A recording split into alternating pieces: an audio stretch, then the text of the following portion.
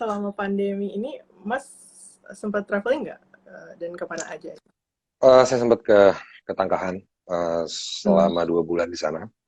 Hmm. Hmm, jadi memang banyak waktu yang dihabiskan di sana ya, bercocok tanam, berkebun dan lain-lain lah.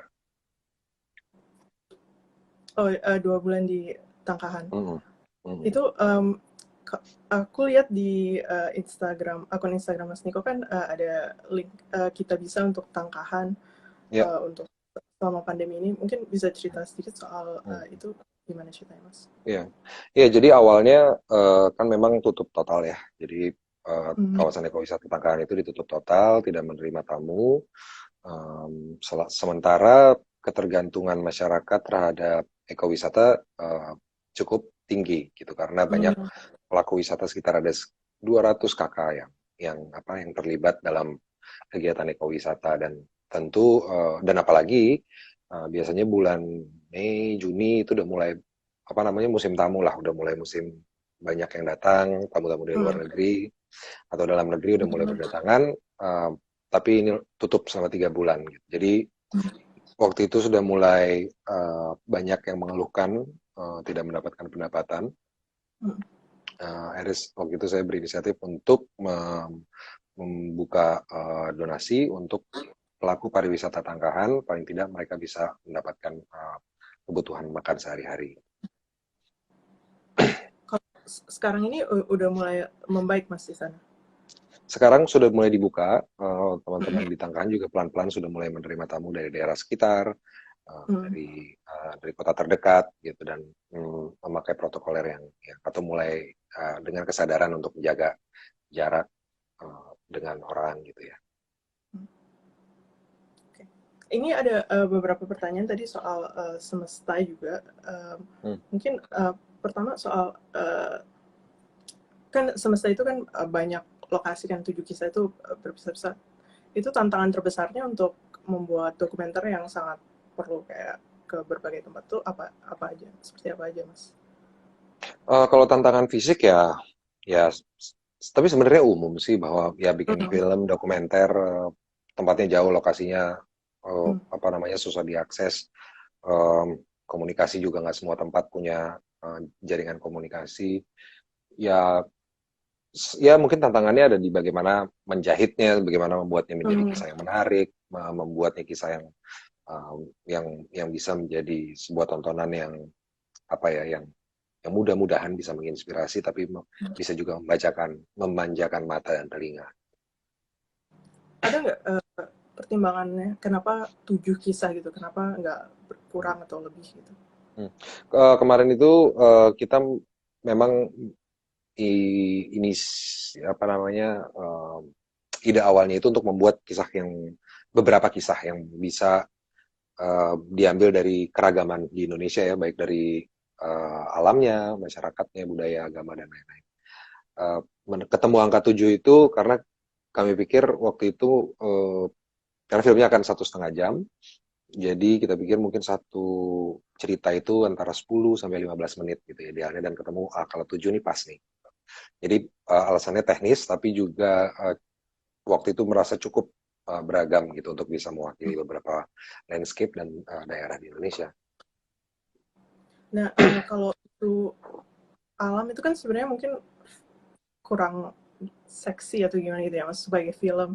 Ada nggak kayak untuk memasarkannya tuh gimana caranya supaya menarik orang yang mungkin sebenarnya nggak tertarik alam? Hmm.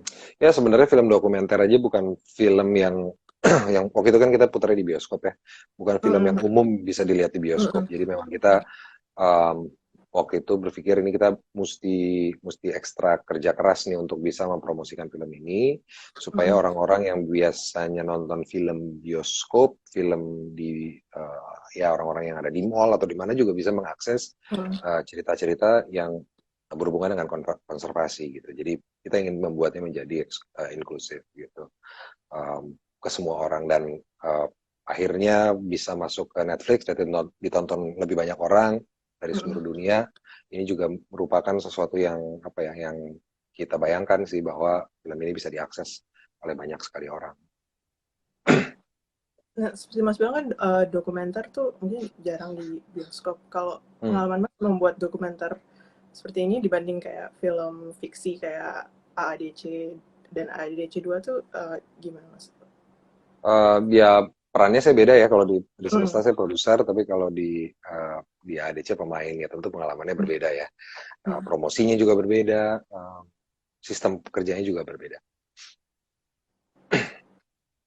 Dan setelah membuat dokumenter ini tertarik untuk membuat dokumenter-dokumenter berikutnya gitu Mas? Iya, pengen sekali, ingin sekali bikin sesuatu lagi nanti kalau Ada yang, waktu dan situasinya memungkinkan. tapi belum ada rencana sekarang. Belum ada Um, rencana. sudah masih di atas kertas, maksudnya masih ditulis, Hmm. masih dibuat Hmm. konsepnya. Mungkin tadi nanya soal gimana kita menjaga lingkungan selama traveling kan ya. Tapi selama ini, selama pandemi ini kan mungkin masih banyak yang susah untuk traveling dan banyak yang stay di rumah aja. Nah, aku juga baca kalau katanya rumahnya Mas Niko itu didesain khusus untuk jadi environmentally friendly. Nah, Mas ada tips nggak gimana kita bisa membuat rumah kita environmentally friendly gitu, ada cara-cara sederhana yang bisa kita lakukan gitu untuk makan itu. Hmm, Aduh, ya saya sih bukan mau cita-citanya membuat environmentally friendly ya, tapi paling nggak Hmm. mengurangi misalnya uh, penggunaan listrik. Yang pertama saya menggunakan, Hmm. kalau di di Jakarta saya pakai solar cell sebagian gitu untuk mengurangi penggunaan listrik yang berbahan dasar fosil. Lalu juga mengurangi penggunaan elektronik misalnya untuk pendingin ruangan misalnya. Hmm. Arsitektur bisa bisa memberikan solusi arsitektural yang tanpa teknologi berbasis elektronik itu bisa mendinginkan ruangan gitu ya. Ini cara-caranya banyak dan macam-macam lah gitu.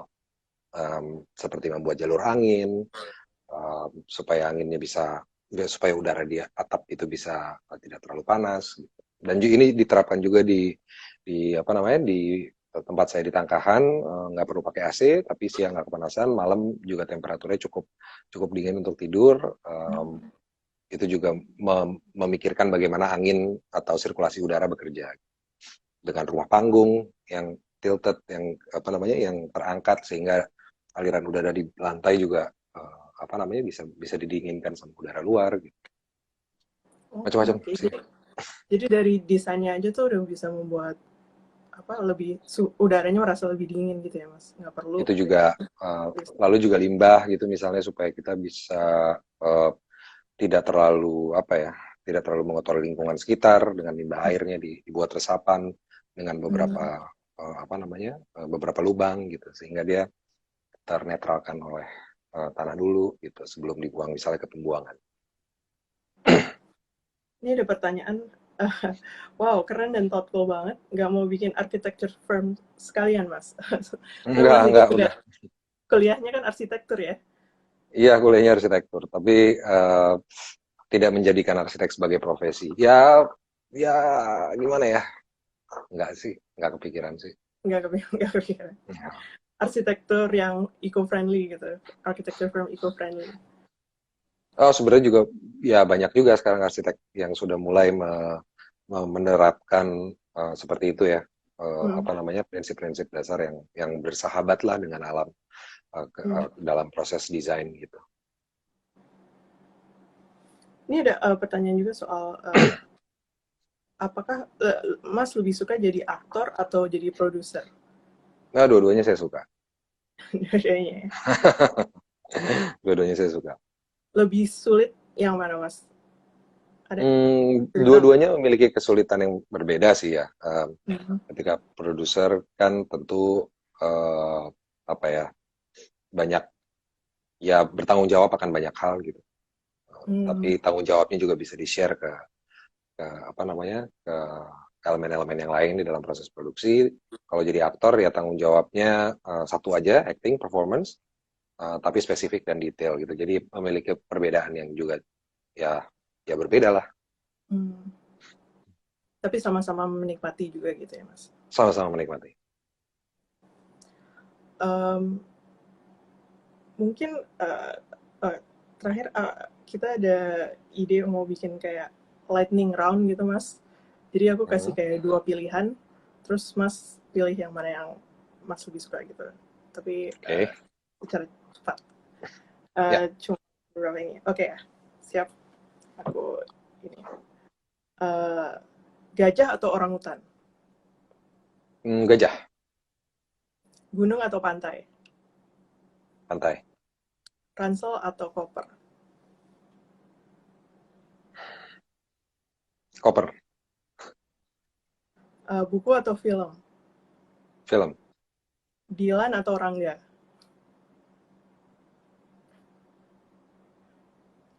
Dilan deh, lebih Wah, kekinian.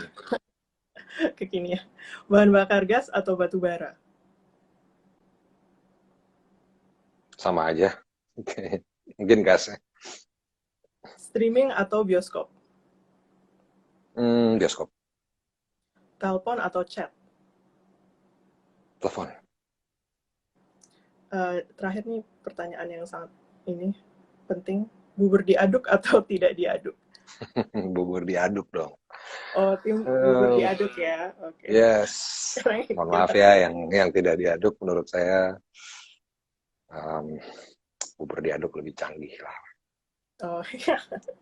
Tuh, untuk semua tim bubur tidak diaduk, silahkan nanti masukkan argumen-argumennya kenapa bubur tidak diaduk yang lebih bagus.